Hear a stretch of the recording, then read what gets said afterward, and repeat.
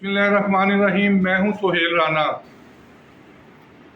تین انتہائی burning issues ہیں۔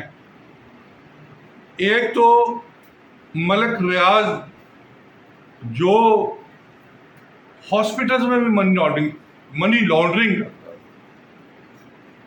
اس کے کل 6 آپشنز تھے، تین آپشنز گئے اوپر، وہ کلیئر ہو گئے، 3 کو روکا کیونکہ ان کی قیمت کم تھی، اور تمام جائیداد قبضے میں لے لی گئی ہے نیب نے، کیونکہ یہ 96 سے یا 95 سے جو بحریہ کا آغاز ہوا تھا، اس کے اس وقت تو ڈیولپر شیخ یوسف تھے، حسنین کوٹیکس والے، جنہوں نے اس سے اس وقت 4 ارب روپیہ لینا تھا، اور وہ F10 میں اس کو اغوا کر کے لے گئے تھے، اور اس کے بیٹے کو بھی۔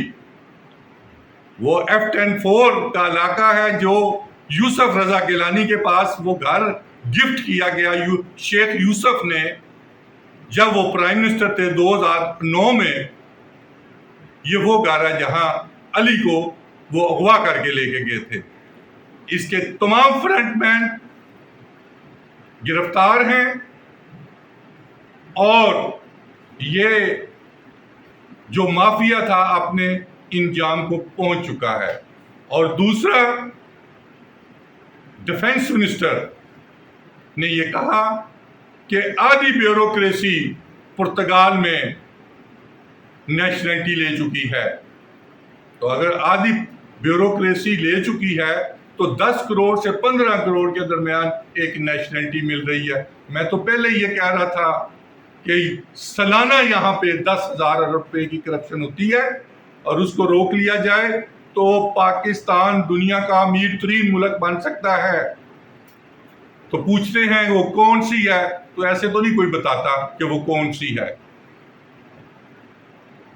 13,000 بیوروکریٹس کی لسٹ بنی ہے جو ارب پتی ہیں، 13,000 پورے پاکستان میں سیولین بیوروکریٹس، اور 6 2 اسٹار جنرل اور 3 3 اسٹار جنرل کو سول میں تعینات کیا گیا ہے۔ اور کرپشن اور پاکستان ایک ساتھ اکٹھے نہیں چل سکتے۔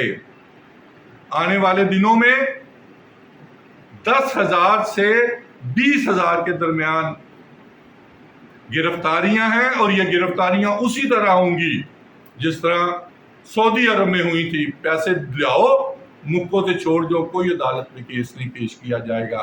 انہی الفاظ کے ساتھ آپ بار بار YouTube کو فالو کریں۔